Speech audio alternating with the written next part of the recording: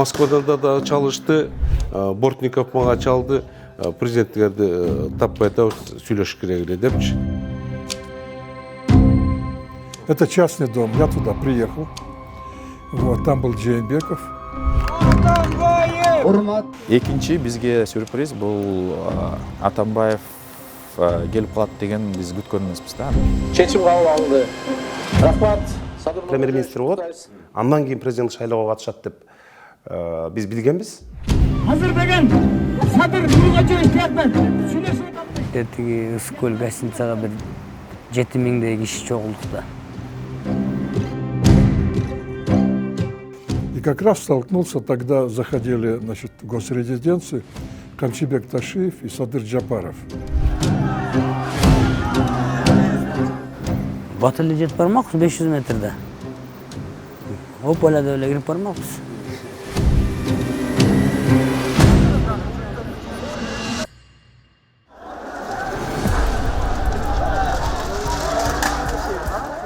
жылы 6 октябрга караган түнү эл ак үйдү басып алып, ошондо эле президент Сооронбай Жээнбековдун тагдыры белгилүү болуп калган. Болгону Жээнбеков качан, кандай шартта бийликтен кетери, эң башкысы анын ордун ким басары чечиле элек болчу. Ушул убакыттан баштап көшөк артындагы саясий оюндар кызып, так талаш дээрлик 10 күнгө созулду. Бул убакытта эмнелер гана болгон жок.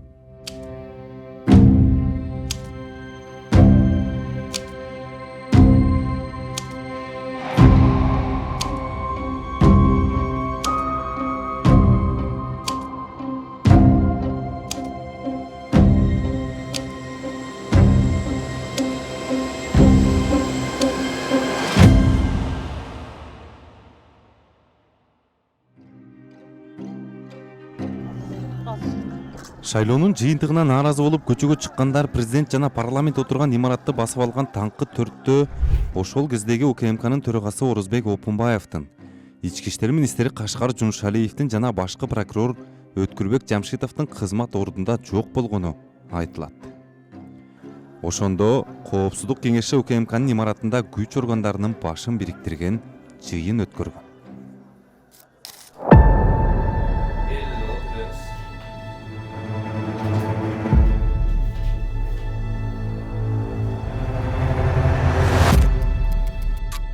Милиция, прокуратура, ГКМБ деморализация болуп калды. И ошондой эле биздин мэрия, анан өкмөт, президенттин аппараты баарды деморализация болуп калды, бийлик жок болуп калды. Жыйынды Коопсуздук кеңешинин катчысынын орун басары кызматындагы ыйгарым укуктарын убактылуу токтотуп, шайлоого бүтүн Кыргызстан партиясы менен катышкан Өмүрбек Субаналиев башкарган. Чоң жыйын өткөрдүк, координационный совет өткөрдүк, күч структураларынын баардыгы келди, кроме прокуратура келген жок, анткени прокуратуранын баары качып кеткен, руководствосу жок болчу. Жунушалиев келген жок, Кашкар качып кетти, орунта өзү Опунбай өзү келген жок болду. Калган күч структураларынын баардыгы келишти и активно иштешти жерлерде. Бул учурда президент анын администрациясы болуп жаткан окуя боюнча эч кандай билдирүү тарата элек болчу. Анын үстүнө мамлекет башчысы Сооронбай Жээнбековдун каякта экени белгисиз эле. Жээнбековду чынында биз да өзүбүз издедик. Анткени ал мыйзам боюнча президент, анан кийин Коопсуздук кеңешинин төрагасы да. Аны биз да издеп чын эле тапкан жокпуз. 2,5 сутка эч ким билген жок. Барлык чет мамлекеттерден мага чалып атышты, Совбезге.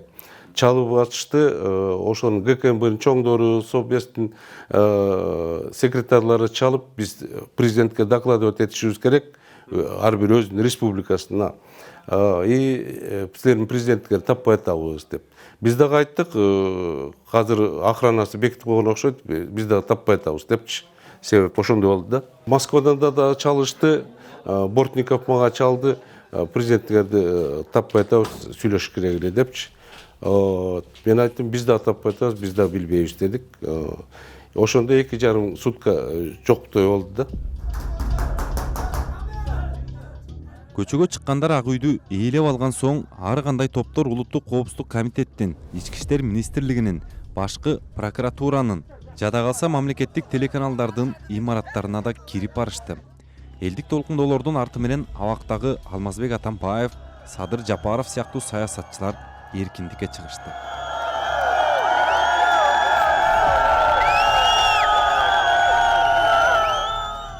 Жапаров түз эле аянттагы элдин алдына барды. 3,5 жыл абакта отурган оппозициячыл саясатчы кийинки окуялардын баш каарманына айланары ошондо эле белгилүү болуп калган. Kalganımız bağırdığından mıyzam yolu mene çeçeli. Bağırdığın legitimli yolu mene çeçeli. Karaymış! Karaymış! Basualı mene hiç nerse çeçmeyiz.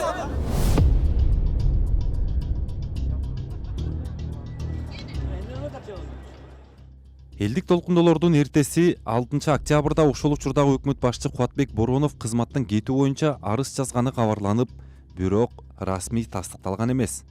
Бул учурда бийликке умтулган негизги 2 саясий топ бар болчу.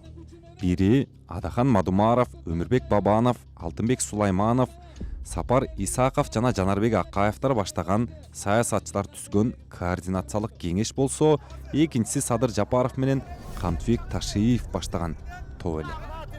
Алгачкы саясий жүрүштү Садыр Жапаровтар жасап, Достук мейманканасында депутаттардын тобу тарабынан премьер-министрликке Садыр Жапаровдун талапкерлиги бекитилгени жарыяланган. Бирок бул кабарды улай жыйында кворум болбой калганы айтылып, чечимдин легитимдүүлүгү боюнча маселе жаралган. Анткени Достуктагы жыйынга айрым депутаттар өзү катышпай, башка бирөөдөн ишеним кат берип жиберген. И когда они собрались и, значит, избрали Садыра Жапарова премьер-министром, интересная ситуация произошла. После его избрания на меня выходит один из депутатов, мы так переговорили, и он мне говорит, мы его избрали в нарушении регламента незаконно. Я говорю, как это так? Ну, говорит, кворума не было, а голосовать по доверенности нельзя, когда избирает премьер-министр, только лично участие. И поэтому, если нам не понравится, через месяц мы скажем, что кворума не было, он нелегитимный, и мы его уберем с премьер-министра. Я возмутился и буквально матом сказал, вот этого делать нельзя.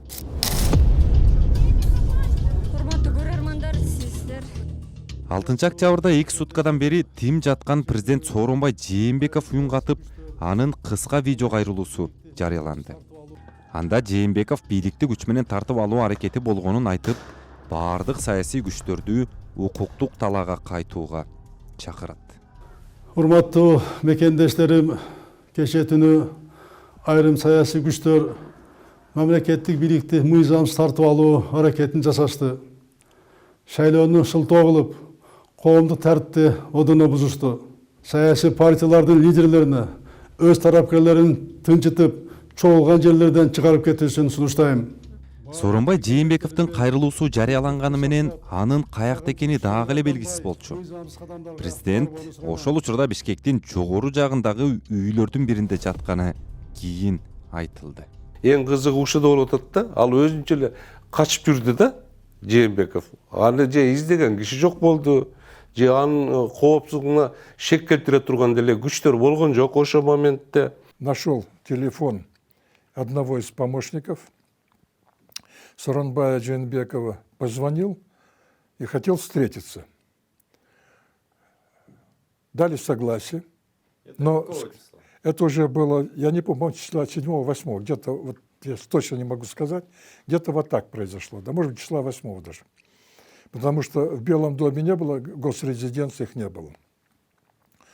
Вот. После этого, значит, мне сказали, приезжайте по определенному адресу. Это частный дом, я туда приехал, вот, там был Жээнбеков.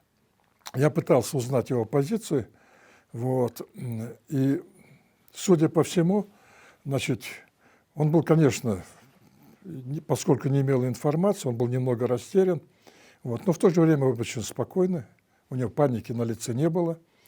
Я ему сказал, что в этой ситуации, значит, одно из предложений, я прошу рассмотреть, создайте временный военный совет. Председателем военного совета назначить министра обороны.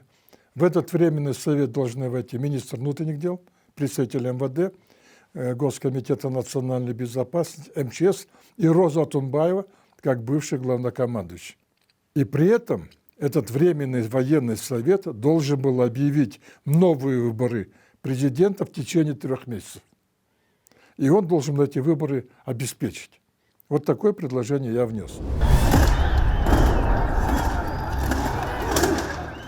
Сооронбай Жээнбеков Феликс Куловдун аскердик кеңеш түзүү сунушун ишке ашырууга кандай аракет көргөнү белгисиз бойдон калды.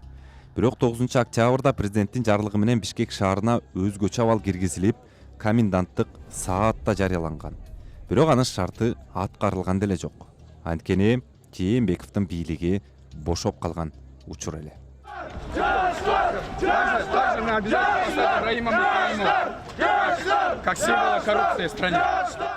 7 октябрда Ала Тоо аянтына жалаң жаштар чогулуп, алардын негизги талабы люстрация болуп турду. Алар жаштар бийликке келиши керектигин айтып, Атамекен партиясы менен шайлоого барган Тилек Токтогазиевди өкмөттүн башында көргүсү келгенин ачык айтышты. Ошентип, өкмөт үйү өкмөт башчы болгусу келгендердин башкы бутасына айланды.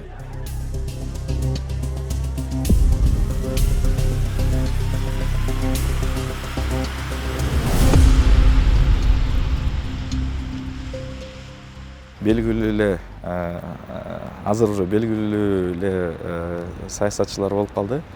Алар келип ошентип айтканда, Тилек, давай сен эмени жоопкерчиликти ал, биз колдоп беребиз. Ошондо биякта өзүнчө туруп чечиштик депчи. Алыш керек болсо алайын, даярмын деп туруп эле. Анан ошол жактан чогулуп туруп, мына бул тарап менен келдик. Анан өкмөт үйү Садыр Жапаровдун тарапташтары менен курчалып туруптур.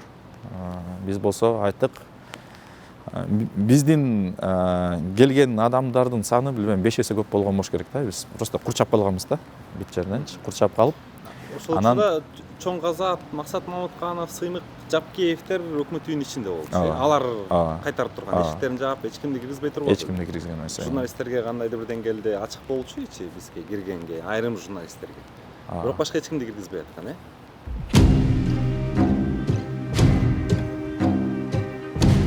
Жолдош президент, кетиңиз. Тура. Туш керек. Бириндикте жазып коюшуңар баарына. Чоңуңар азыр, аракет берип болобуз. Кеттик давай. Октябрдагы элдик толкундоолордо, андан кийинки саясий оюндарда Чоң Казат партиясынын лидерлеринин бири Сыймык Жапкеевдин ролу чоң болду. Анын 4 жыл мурдагы окуялардын модератору же болбосо кыймылдаткычы катары сыпатташат.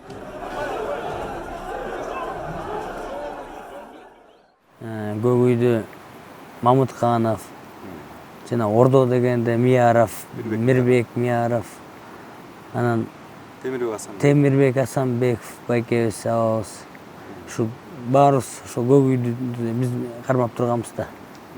Анан Садырова келди, Кыдыршай чөкө келип, ошо чогулушта отуруп, эми ал кезде деген мындай бирдеме бөлүшүп же мындай болгон жок ал кездечи. Просто эле биринчи очередь азыр стабильность болуш керек да. Мисалы ошондой маалда башка да нерселер болуп кетиши мүмкүн эле да. Ойлосоң милиция жок. Эч ким жок. Уже бүттү баары чегинишпеди. Жээнбеков болсо, Сооронбай Жээнбеков болсо эмеге кетип калды. Дачагачы. Дачада болду да. Азыр чечим кабыл алалы деген оюбуз бар болчу. Тилек Токтогазиевди сүрөгөн топ өкмөт үйүнө кирип, алгачкы жыйында өткөрүп жетишишти. Бирок дагы бир негизги маселе бар эле. Анан кийин ушул чечимди легитимдештирүү маселеси туруп калды. Кимдин чечими болуп атат депчи. Бул биз деген кимбиз? Хорошо, жаштарбыз. Бирок кимбиз бул? Партиянын лидерлерибизби? Же мындай бир кол койгонго эмелерибиз барбы, мүмкүнчүлүктөрүбүз барбы, полномочияларыбыз барбы дегендечи. Хорошо деп анан ошентип турдук, күттүк. Эч нерсе жана парламент менен жазайлы деп аткан демилгебиз ишке ашпай калды. Анан кечинде атайын кишилер менен чогуу акырын чыгып кеттик да өкмөт үйүнөн. Ошол учурдагы жогорку кеңешке сын аябай көп болгон. Анткени анын курамындагы депутаттардын көбү биримдик, Мекеним Кыргызстан жана Кыргызстан партиясы менен элдик толкундоолорго себеп болгон талаштуу шайлоого катышкан эле. Бирок ал парламент канчалык жек көрүндү болгону менен алардын чечимисиз эч ким өкмөт башчы болуп шайлана албайт эле. Ошон үчүн 7 октябрь түнү ичинде координациялык кеңеш депутаттарды Жанат мейманканасына топтоого аракет кылды. Ага ошол учурда спикер экени айтылган Мыктыбек Абдылдаев да келди. Жогорку кеңеш президентке импичмент жарыялаш керек деген талаптарды дагы айтып атат.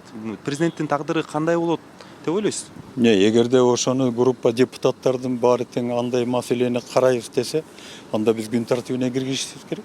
Депутаттардың бір тобы Өмірбек Тоқтоғұлов ішті, бір тобы Садыр Нұрғожа ішті, бір тобы жаштар Тілек Тоқтағазов ішті. Андай ушундай болуп турганбыз, 3 талапкерди тең кезек сессияны чакырып туруп, фракциялардын сунушу менен комитеттин кароосуна жөнөтүп, анан 3-үнүн тең программасын угуп туруп, анан ким сөзсө, ошону бекитип берели деген сунуш киргизип атабыз. Сегодня я обращаюсь к кыргызстанцам. 8 октябрда Атамекен, Бир бол, Реформа жана Республика партиялары акыркы Үмүт деп аталган саясий бирикме түзүп, Өмүрбек Бабановду премьер-министрликке, анын орун басарлыгына Тилек Токтогазиевди сунуштары белгилүү болду. Бул учурда Достук мейманканасында парламент депутаттары өкмөт башчылыкка шайлаганы айтылган Садыр Жапаров өз тарапташтары менен Жээнбековдун кызматтан кетишин талап кылып турду. Сооронбай Жээнбеков болсо ал тапта ар кандай жолугушууларды, телефон сүйлөшүүлөрдү өткөрө баштаган. 8 күнү кечинде уже мен угушумча ал переговорго чыга баштады да, уже телевидение менен бир частный үйдө экен. Ошол жерде уже кээ бир кишилерди чакырып алып, ошол жерде сүйлөшүп, телефон менен сүйлөшүп атыптыр. Анан кийин 9-дан кийин анын резиденцияга келбеди. 9-да. 8-inde түндө келдиби же 9-да келдиби? Биз ГКМБден Собеске өзүбүз коопсуздук офисибизге 9-да саат 14-да уже кетип калганбыз. Чындыгында эле Сооронбай Жээнбеков 9 октябрда аябай активдешип, бир нече чечим кабыл алды. Таң атпай президенттин сайтына жарыяланган билдирүү көпчүлүк үчүн жаңылык болду. Жаңы премьер-министрди жана өкмөт мүчөлөрүн дайындоону легитимдештирүү үчүн жогорку кеңештин токтому жана президенттин жарлыгын чыгаруу зарыл. Мен тиешелүү жарлыктарга кол коюуга даярмын. Ал үчүн жогорку кеңештин тиешелүү токтомун күтөм. Мен үчүн эч бир кызмат мамлекеттин бүтүндүгүнөн, элдин биримдигинен, коомдун тынчтыгынан бийик эмес. Азыркы кырдаалды тез арада укуктук талаага салып, бардык мамлекеттик органдарды өкмөттү легалдуу статуска ээ кылып, өлкө мыйзамдуу жолго түшкөн соң президенттик кызматтан кетүүгө даярмын. Бул билдирүүдөн соң Сооронбай Жээнбеков өз чечими менен куралдуу күчтөрдүн генералдык штабынын башчысы Райымберди Дүйшөнбиевди, өкмөт башчы Кубатбек Бороновду, УКМКнын төрагасы Орозбек Опунбаевди кызматынан бошотту. Дал ушул 9 октябрда акыркы Үмүт саясий бирикмеси Бабановду өкмөт башчылыкка сунуштаганын расмий жарыялаган. Я обращаюсь к кыргызстанцам. Всем надо быть вместе. Сегодня мы на площади проведем митинг. Сейчас мы собираем своих людей. Бул күнү бийликке умтулган негизги эки саясий топтун тарапташтары борбордук аянттан кагылышты. Мен жаштарды эмеден чогултмакмын. Эски темир жол вокзал жактан, Бабанов болсо технопарктан, Алтынбек Сулайманов дворец спорта жактан чогултмакта. Анан 3 жактан чогулуп келмекпиз. Бирок биринчи Алтынбек Сулайманов 9 октябрда эртең менен мен катышпаймын деп мындай биринчи секирип кетти десек болот да. Экинчи бизге сюрприз бул Атамбаев келип калат деген биз күткөн эмеспиз да. Анткени биз ошол жактагы жаштар чогулгандар Атамбаев жөнүндө маалыматты алган эмеспиз. Атамбаевди Бабанов алып келет дегендичи. Анан уже сюрприз болуп, бияка турганда, бул аянтта турганда Атамбаев туруп калды. Бабанов менен чогуу форумдан түшүп келди дагы. Бирок биз деген эми ал кезде мен өзүмдүн орк вопросторум болуп аткан. Биз тиякта турганбыз. Анан биз бир убакта келебиз дегенде, алар кичине эртерээк келип калыптыр. Анан биз артынан келдик. Келгенде ошо аянттан мен Атамбаевди көрүп, бизде мындай биздин тарапташтарыбыздын арасынан жарымы кетип калды да. Иренжитти көбү. Иренжитти. Анткени каяктагы иллюстрацияны айтып атасыңар. Атамбаев буякта турат депчи. Негизи 6 октябрдан бери эле Садыр Жапаровдун тарапташтары өкмөт үйүнүн алдында митинг өткөрүп, негизги талабы катары Сооронбай Жээнбековдун кызматтан кетишин айтып жатышкан. 9-ында болсо алар Ала Тоо аянтына чогулгандарды сүрүп чыгышты. Ушул күнү Алмазбек Атамбаевдин унаасына ок атылып, бир катар саясатчылар сабалып, Токтогазиевдин болсо башына таш тийди. Ага топтолуп тургандарга ырытылган таш тийгени же аны атайлап чаап кетишкени белгисиз бойдон калды. Токтот! Уже! Колгулай! Ал мен микрофон менен алып, тигилерди токтотоюн деп атсам, ошо башыма таш тийиптир. Мен аякта турганда эле мындай башым жылынып кете турганда эле бирдеме болуп кеткен мындай. Бирок оору сезилбейт экен, эчтеке болбойт экен, жөн эле ошол жактан эле өзүмдү эсимди жоготуп коюптурмун. Анан по-моему 2 суткадан кийин өзүмө келгем да. Карак куштун түйүнө эле тийиптир. Ичине солураак 1-2 сантиметр тийсе, ошол жактан эле на месте мертип кетмексиң дейт да. Же таштагы жакшы жагы менен тийиптир. Ал башымды жарып кеткен экен, анан кандын баары сыртка чыгып кетиптир дейт да. Анткени жана гематома болуп, кайра ички мээге кан куюлуп кетип, андан дагы каза болуп калды. То есть сен каза болуп калганыңа көбүрөөк шанс болгон дейт, чем тирүү калганыңа дейт да. Ошондогу саясий процесстерге аралашып жүргөндөр Сооронбай Жээнбеков мурдагы досу, кийин өчөшкөн атаандашына айланган Алмазбек Атамбаевга жакын адамдардын бийликке келип калышынан аябай корккон дешет. А мы можем сказать, что он боялся, что Атамбаевские придут на власть? Я думаю, что этот момент тоже сыграл определенную роль, потому что, вы знаете, у них отношения были, ну так скажем, мягко говоря, очень напряженные. Это мягко говоря. И поэтому, видимо, он подумал, что здесь есть две силы появились, вот, и он решил все-таки довериться тем людям, которых он хорошо знал. А с Атамбаевым, конечно, он никогда бы не пошел на мировую. Поэтому он принял такое решение, как бы выбрал из этого. Бабановдун тобу болчу, күчтүү топ. Бирок Атамбаев ага кошулгандан кийин, Бабановго кошулгандан кийин, Жээнбековдор тарап айтышты, Бабановду премьер-министр кылбайбыз, себеби менин душманым Бабановго кошулуп кетти деп, бул Бабановдун ошибкасы болчу да, Бабанов. 10 октябрда Алмазбек Атамбаев, анын мурдагы жан сакчылары Канат Сагынбаев, Тамир Мусакеев, тарапташы Фарид Ниязов кайра камалды. Ал эми Сапар Исаков менен Албек Ибраимов өлкөдөн чыгып кеткен. Бул күнү ички иштер министринин мурдагы орун басары Курсан Асанов да камакка алынган. 14 октябрда Сооронбай Жээнбеков парламенттин кезектеги жыйынында Садыр Жапаровго байланыштуу маселени кароону сунуштап, ошондо Жапаров өкмөт башчылыкка шайланды. Бул жолкусунда анын легитимдүүлүгү боюнча маселе жаралган жок. Урматтуу депутаттар, урматтуу эл журт, урматтуу журналисттер, мен сиздерге чоң ыраазычылык билдиремин. Элдин, мамлекеттин тынччылыгы үчүн, стабилдүүлүккө жолго түшүш үчүн ушул кадамга барганыңыздарга терең ыраазычылык билдиремин. Колубуздан келишинче бардык тартипти орнотконго, адилеттүүлүктү, мыйзамдуулукту орнотконго бар күчүбүздү жумшайбыз. Рахмат сиздерге. Жок, биз билчүбүз. Биз Жээнбеков келет, ордуна Садыр Жапаров. Жээнбековдун ордуна эмес, Садыр Жапаров премьер-министр болот. Андан кийин президент шайлоого катышат деп биз билгенбиз. Ошол күнү эрте менен бизге айтышты. Бардык. Жээнбековдуку эми ол баары колдон чыккандан кийин ошондой болду да. Ошондуктан ошо бир эле сабак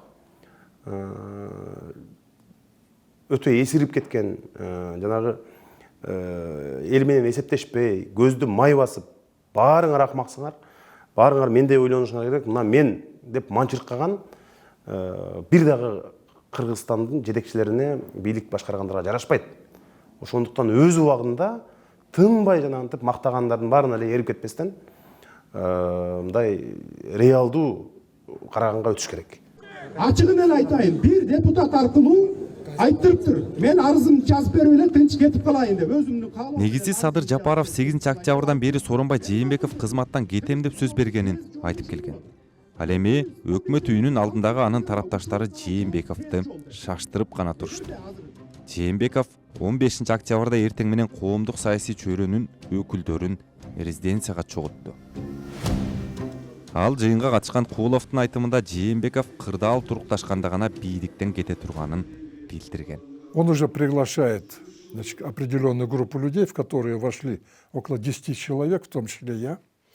Примерно Отунбаева. Значит, это был Отунбаев, Марат Султанов, Бекназаров, по-моему, Эркивбаев был.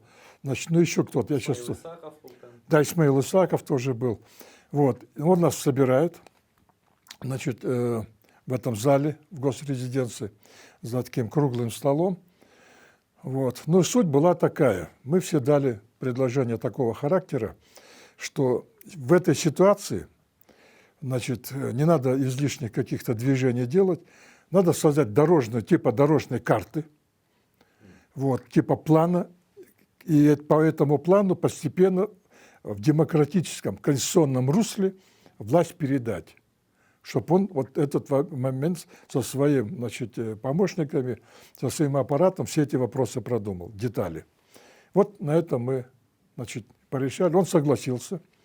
Вот. Ну, что интересно, когда, значит, уже стали оттуда выходить, я, значит, выходил один из последних, и как раз столкнулся, тогда заходили, значит, в госрезиденцию Камчибек Ташиев и Садыр Джапаров. Мы на ходу поздоровались, они туда зашли. Жээнбеков менен сүйлөшөбүз деп бардык топтор жүрүшкөн ошондо. Ким премьер-министр болуп туруп, анткени укуктук поледа ойной иштешти да бардыгычы. А президентсиз укуктук поледа эч ким ойной албайт. Анткени премьер-министрди только действующий президент чечет.